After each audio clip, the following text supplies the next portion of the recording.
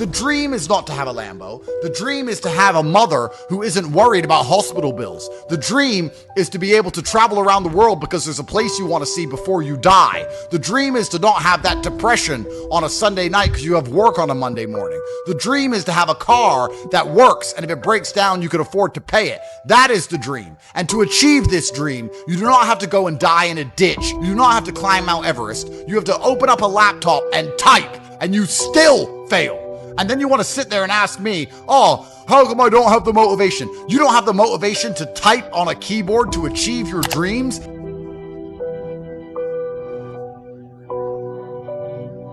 Happiness is for women and children. You're allowed to be happy as a woman, and you're allowed to be happy as a kid. As a man, if you wake up and go, I want to be happy today, you're going to do unimportant, narcissistic, hedonistic garbage. You're either going to eat too much, drink too much, take drugs, sit around and play video games, smoke weed. You're not going to achieve anything if you want to be happy. It's ultimately temporary, and you sit there and go, I want to be happy today, I want a happy day. You're not going to achieve anything. As a man, 99% of the time, you're going to be stressed or annoyed about something that's just happened, currently happening, or about to happen. That's life. We live constantly anxious. We have a lot of things to do.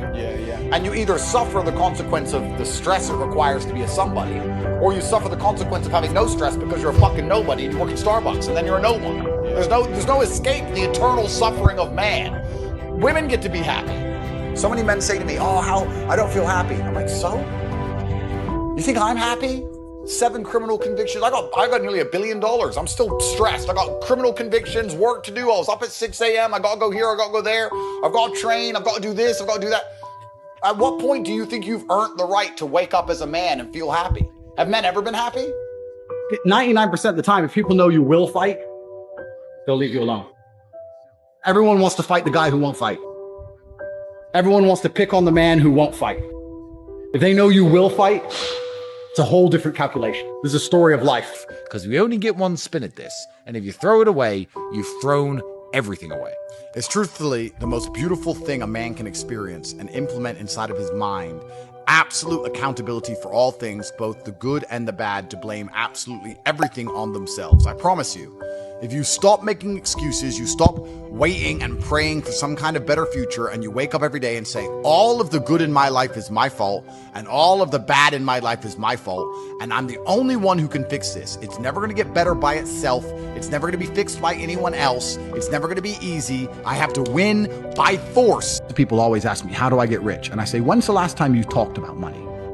When's the last time you sat down with your friends and refused to talk about anything else but how to make money? How are you making money? How are you making money? How am I making money? How can we make money together? How's that guy making money? How's that coffee shop there making money? Is that coffee shop making money? I don't know. Do they sell cake? No. Why don't they sell cake? Like, no one analyzes anything. They just want to get rich, right? I want to be rich, but they have no plan to get rich.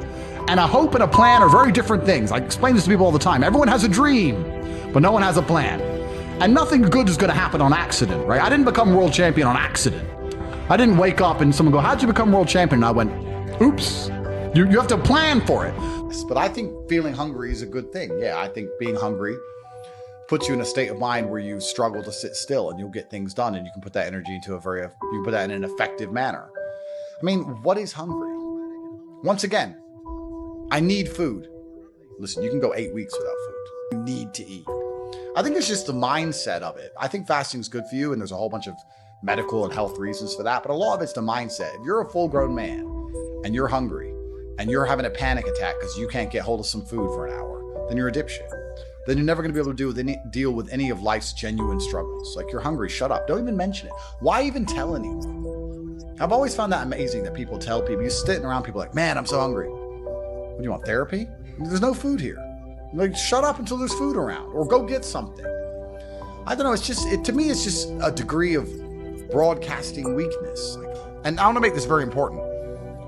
By fulfilling your obligations to yourself, you default fulfill your obligations to everybody who believes in you and cares about you and loves you and relies on you. By fulfilling your obligations to yourself, you're not trying to get strong and get rich just to buy dumb shit. You're doing that because you owe it to yourself, You're doing that because it's going to please your ancestors and please God and please the universe. And by extension, you are automatically going to become more valuable to everybody else who believes in you, which strengthens your kingdom, strengthens your absolute authority. Are optimizing your friendship group for competency, which is what you should be doing as a man if you're optimizing your life for efficiency and capability. If you're a man who's saying, I want to win the game of life, it is an endless, never-ending competition. Every single thing I want, someone else wants. All the views we want on this podcast, someone else wants. The Ferrari you want, someone else wants. The house you want, someone else wants. Every dollar you earn, someone else wants. So we're in endless competition. This is a war. So I need to choose who's on my team. And I'm going to optimize my team for capability so I can win. If that's the case, my closest advisors and my best friends are going to be my brother and the men around me. Because as a man, if you're not capable, your love means nothing anyway, right? You can say I'm a man and I love my dog, but if you can't feed that dog and you can't home that dog and you can't afford to take that dog to the vets and you can't protect that dog, then your love means nothing. Your love as a man is directly correlated to your competence and your capabilities. So when a man who is capable loves you, it means something. A man who's incapable loves you, it means nothing at all. So, But people don't want to do that. People don't want the hard work. That's how they got depressed in the first place, and they want to have an excuse. And the reason that people got so triggered and upset by what I said is because I attack their belief system. It's like attacking someone's God. It's their worldview. It shapes everything they do. Like if you believe in God or you believe in ghosts or you believe in depression, everything you do is influenced by this belief. And when you attack someone's belief, they're going to get very desperate to defend it. That's what life's for as a man. Life's for stories. Yeah. And if you want to have an interesting story, there has to be danger or pain involved. If there's no risk of danger or there's no pain involved, how interesting can the story be? Think about it. Yeah. Like the coolest stories are explorers who risk their lives or fighters who don't get hurt or whatever. If I were to tell you right now, tell me your coolest story, it would be when something bad almost happened or did happen. Yeah. It's life. I'm just trying to get paid. Do you know how much it costs to put petrol in that Porsche? I need 150 euros just to fill it up. I've got to make money. Something else to buy. We're sitting in a Maybach, driving around New York City, smoking cigars. Tomorrow morning, we take a private jet to Miami, go to a yacht show, which is a brand new yacht. Then we take a private jet across the Atlantic to land in Romania, where a Koenigsegg Jesko that I've never even driven before, that I bought last year, is waiting for us. We're there for a week. Then we're going to take another private jet to Dubai to check out our Pagani penthouse, which is almost completed, that costs $38 million. I think we're pretty rich. Life as a broke guy is shit. Even if you think your life isn't shit, it's because you don't have anything to compare it to. When I was broke, I knew rich people. So I knew how crap my life was because I saw the rich people having fun and I couldn't have it. So you guys may not realize right now that your life is crap, but it is because you're broke. You need to get rich. All the women on Instagram expect a rich man.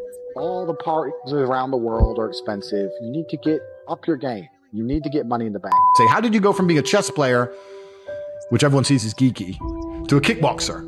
And I said, well, chess is one-on-one battle, right?